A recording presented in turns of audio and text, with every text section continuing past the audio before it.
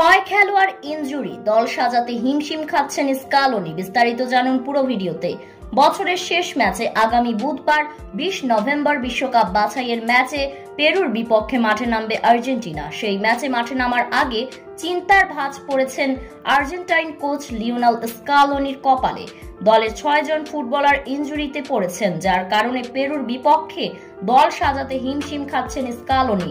সবশেষ 5 ম্যাচের 3টিতেই হেরেছে আর্জেন্টিনা, আর শেষ ম্যাচে প্যারাগুয়ের কাছে 2-1 গোলে হেরেছে স্কালোনির দল। একে তো হারের কারণে চাপে আছে দল, তার উপর দলের গুরুত্বপূর্ণ বেশ কিছু ফুটবলার পড়েছে ইনজুরিতে।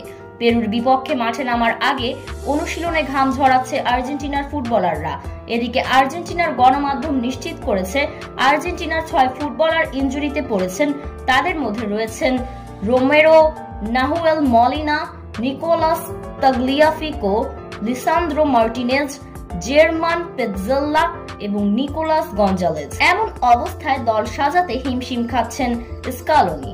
শেষ পর্যন্ত এদেরকে ছাড়াই বুধবার শেষ ম্যাচে পেরুর বিপক্ষে লড়তে হবে আর্জেন্টিনাকে।